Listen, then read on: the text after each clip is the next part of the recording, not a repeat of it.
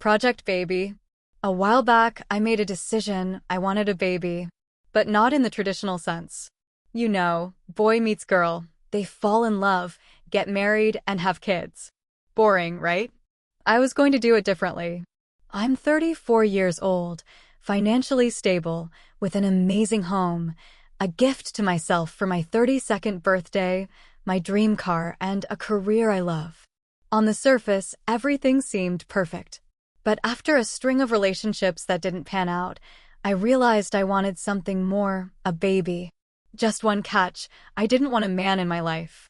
So, I started shopping around. Plan A, the not-so-obvious option. My first thought? IVF. I visited a few professional clinics to learn about the procedure. Initially, it seemed like a great option. Then came the expense list, the endless injections, and the whole egg harvesting process. I quickly realized I was kidding myself. Plan A wasn't realistic. So, I pivoted. I visited my OB/GYN to ask about more natural options. After a thumbs up on my health, I just needed to tweak my lifestyle, eat more veggies, track my cycle, work out, you name it. With my body ready, I moved to the next step, finding a sperm donor. Not just any donor, though. I didn't want to pay for sperm or deal with someone who'd know they were donating. That ruled out friends, coworkers, or anyone in my circle. It was time to get creative. Operation ideas. I hosted a girls' night to brainstorm. Over wine and laughter, I told my friends about my plan. I had 3 weeks to find a potential mate, sleep with him, get pregnant, and then, most importantly, make sure I'd never see him again. The suggestions were wild. Bars, hotels, even strip clubs came up.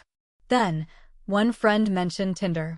I'd never used the app, so I enlisted my squad for help.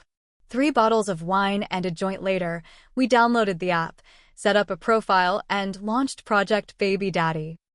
Finding the match. The matches came rolling in over 10 in just a few days. Who knew it would be this easy? I set up a series of dates to verify their profiles matched reality. Spoiler alert, the first week was a disaster.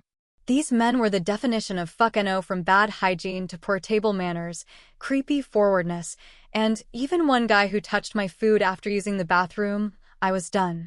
Just as I was ready to throw in the towel, I saw him, Dr. Edward. He was all kinds of edible, and my friends agreed. We had a winner. Getting the sex date. Dr. Edward wasn't easy to pin down. He preferred chatting online and getting to know each other, exactly what I wasn't looking for. But I played along. My friends kept him entertained while I prepped my body for pregnancy. After a week, he finally asked me out. I went all out for that date. Hair, nails, wax, you name it. My mission was clear. The date was perfect.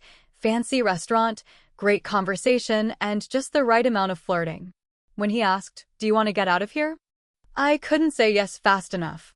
The night was memorable, not earth-shattering, but it got the job done. Or so I thought. The results. 2 weeks later, the test came back negative. No baby. I was crushed but determined. Luckily, my friends hadn't stopped chatting with Edward. The only downside? Dr. Edward was terrible in bed. If I had to rank him, he'd score a solid -10. Think endless chatter, awkward moves, and, well, not much to work with. But I couldn't start from scratch. We'd vetted him thoroughly. So, we geared up for round 2. Round 2. Mission Baby Bump. This time, I timed everything perfectly with my doctor's guidance. On my green light day, I showed up at Edward's apartment in a trench coat with lingerie underneath and heels to match. To my surprise, he was ready too. That night was a marathon, morning, noon, and night. I had a goal, and I wasn't leaving until it was achieved. 3 weeks later, the doctor confirmed it. I was pregnant. Mission accomplished. Now, I'm 6 months pregnant, with triplets. You should have seen my face when the doctor counted the heartbeats. I thought he was joking. We celebrated by deleting my Tinder account. I didn't need it anymore. As for Dr. Baby Daddy, he served his purpose. I'm planning to never see him again because, honestly, there's only so much terrible sex a girl can take. And that's the story of Project Baby.